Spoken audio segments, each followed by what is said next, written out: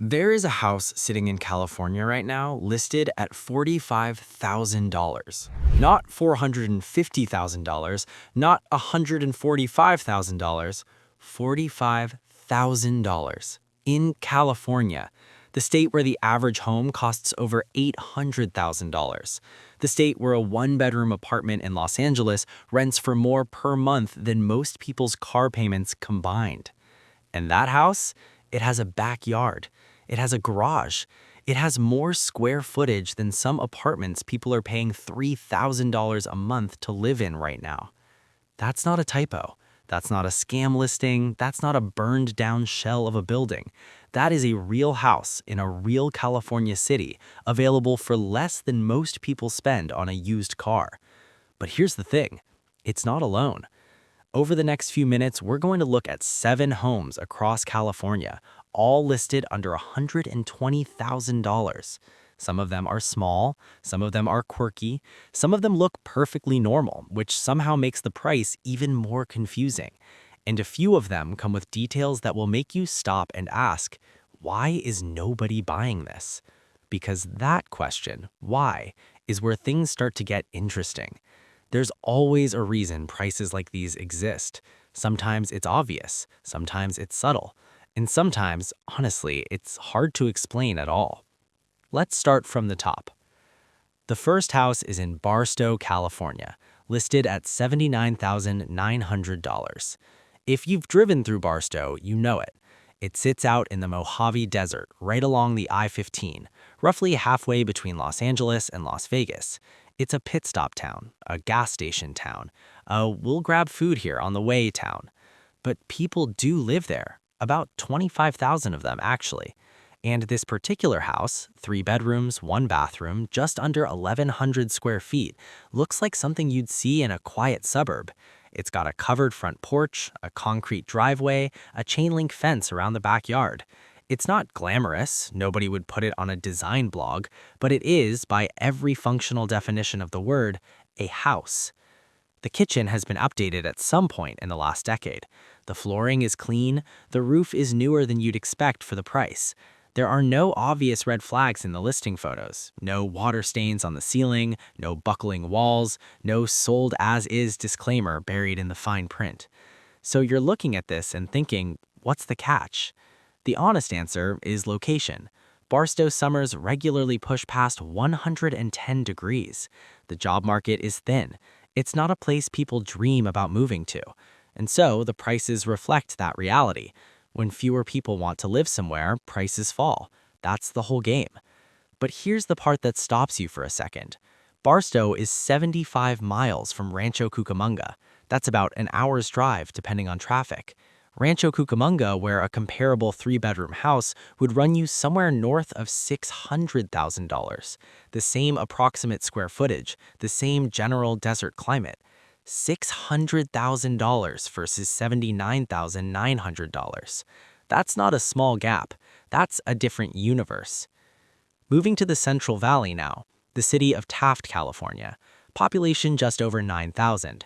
And there's a house here listed at $89,000. This one is 2 bedrooms, 1 bathroom, about 900 square feet, built in the 1940s, which you can tell from the architecture. Low ceilings, small windows, a layout that made sense when families were different sizes and heating was expensive. The exterior is painted a faded cream color. There's a single-car garage attached to the side that looks like it was added later, maybe in the 70s or 80s. It's not a beautiful house, but it's been lived in and maintained, which matters more than it sounds when you're talking about homes at this price point. Here's what's interesting about Taft. It's an oil town, has been for a century. The hills surrounding the area are dotted with pump jacks, those slow-moving metal machines that rock up and down pulling crude oil from underground. The local economy has always been tied to the energy industry, which means it rises and falls with oil prices. When oil is down, Taft is down. That economic volatility is baked into the housing prices. People don't pay premium prices for uncertainty, and so $89,000 buys you a real, livable structure in a town with actual infrastructure, schools, a hospital, grocery stores. What makes this one quietly unusual is the lot size. It's sitting over 7,000 square feet of land. In Taft, that doesn't turn heads, but if you picked up that same lot and dropped it in almost any coastal California city, you're talking about land alone worth $500,000 minimum. The house could be torn down and the ground beneath it would still be more valuable than the entire listing price.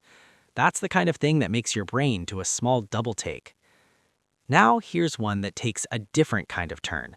Clear Lake, California, up in Clear Lake County, about 2.5 hours north of San Francisco. And there's a house listed at $64,500. 2 bedrooms, 1 bath, just over 800 square feet. It's a small house, genuinely small, and the listing photos show a place that needs some work. The carpets look like they've had a long life. The bathroom is dated in the way that the late 1990s could produce, but the bones look solid. The walls are straight, the windows are intact, and it's sitting right near Clear Lake, the largest natural freshwater lake entirely within California. People fish there, people kayak there. In the right light, on the right day, it's genuinely beautiful country. So why $64,500? Lake County has struggled for years. Wildfires have torn through the region repeatedly. There was a period where the area made national headlines for all the wrong reasons. Poverty rates, air quality after burns, communities displaced multiple times. Insurance has become a real issue. Some carriers won't even touch properties in certain Lake County zip codes at all. And that's a detail worth sitting with, because a house you can technically afford to buy might become a house you can't afford to insure. That changes the math in a way the listing price doesn't immediately tell you. But none of that makes the number less strange. $64,000, 2 miles from a lake, in California. Let's go further out. The town of Needles, California, right on the Arizona border, right along the Colorado River. Listed price $55,000. 3 bedrooms, 2 bathrooms. That's not a misread. 3 bedrooms, 2 bathrooms for $55,000. The house is a single-story ranch style, brick exterior, covered patio out back. The yard is mostly gravel and desert scrub, which is standard for the area. Nobody's planting green lawns in a place that regularly hits 120 degrees in July. And yes, 120 degrees is not an exaggeration.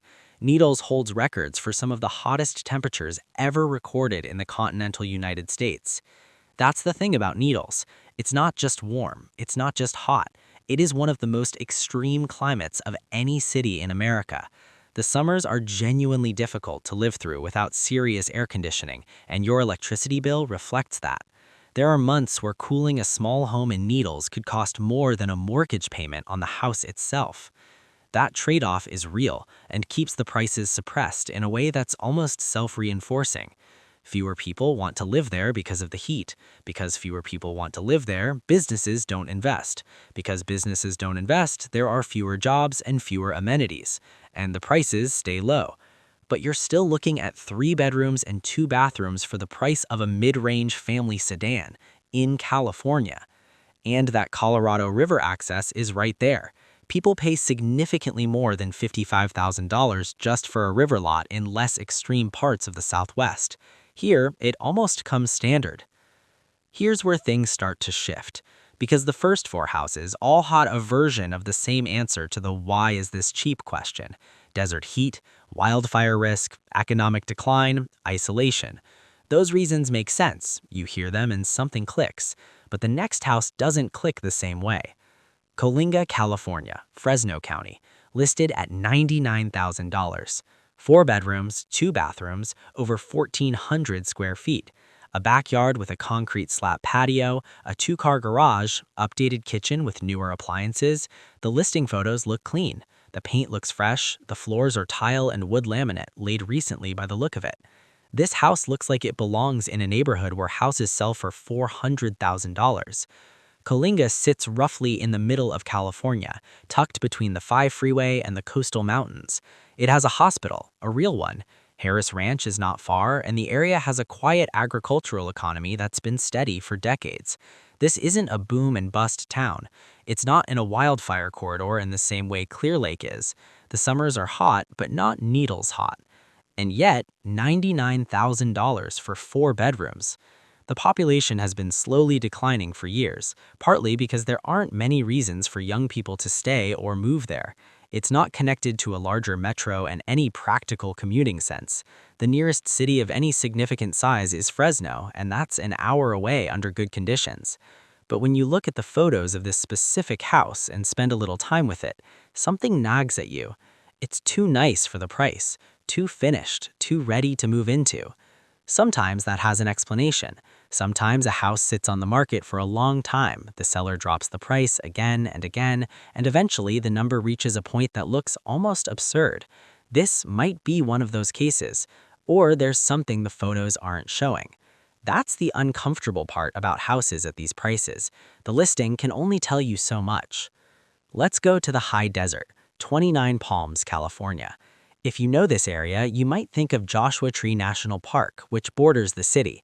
The park draws millions of visitors a year. People come from all over the world to see those twisted, prehistoric-looking trees silhouetted against the sunset.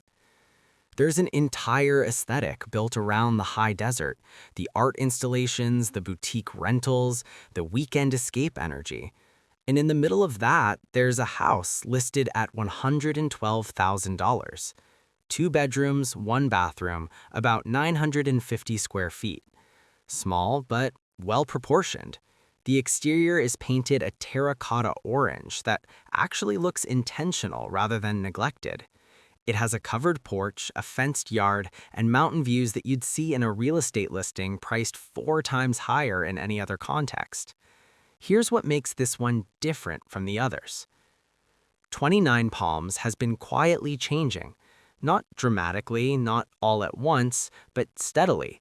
The Marine Corps Air Ground Combat Center is there, one of the largest military bases in the world, which creates a stable, year-round local economy. The Joshua Tree area has attracted artists and remote workers and retirees looking for space and quiet. Property values in some parts of the region have gone up meaningfully over the last several years, which makes this $112,000 listing feel like it exists in a gap between what was and what's becoming, a few miles in the wrong direction from the trendier parts of the area, or maybe just a house that hasn't had the right buyer find it yet. There's a version of this story where that listing sits there and slowly appreciates. There's another version where it doesn't. That ambiguity is part of what makes it interesting. And then there's this last one, the one that's hardest to explain. Blythe, California, Riverside County, out near the Arizona border along the Colorado River. And there's a property here listed at $45,000. 3 bedrooms, 1 bathroom, a fenced yard, a carport. The house is small, just under 900 square feet, but it's standing, it's intact. The photos show a structure that, while clearly old, has been inhabited and hasn't collapsed into itself. The lot is decent-sized. There are mature trees in the front yard, which in the desert means someone planted them long ago and they survived. $45,000. That number is almost impossible to contextualize within California real estate. It's below the down payment on most California homes. It's less than some people pay annually in property taxes on their coastal homes. It is, objectively, the price of a very used car applied to a house with 3 bedrooms. Blythe is isolated. That's the truest thing you can say about it. It sits on the far eastern edge of California, surrounded by desert in every direction, with the Colorado River as its eastern border. The summers are brutal. The economy runs largely on agriculture, particularly date palms and cotton, and the population has been drifting downward for years. And yet, people live there. There's a high school, there's a Walmart, there are neighborhoods with actual trees and lawns and neighbors who know each other's names. It is a real, functioning place where people build real lives. The $45,000 house isn't a fantasy listing or a problem property buried in legal issues. It's simply what happens when an American housing market runs at its lowest possible setting. When the conditions that drive prices upward, demand, population growth, proximity to jobs, proximity to culture, are almost entirely absent. What you're left with is something close to a floor. And the floor in California, in a place like Blythe, is $45,000. 7 houses, 7 prices that don't match the state they're sitting in. And if you spend enough time looking at them, a pattern starts to emerge. California isn't one housing market. It's dozens of them, layered on top of each other, running at completely different speeds. The coastal markets, the tech corridors, the places where the jobs are and the culture is and the weather is perfect, those run at a speed that prices most people out. And then there are the other places, the in-between places, the too hot, too far, too forgotten places where the market slows to something almost unrecognizable. The prices in today's video aren't mistakes, they're signals. They're the market's way of saying, this is what it costs to live here, given everything this place is and isn't. Whether that's an opportunity or a warning depends entirely on who's asking. And that, maybe, is the strangest part of all.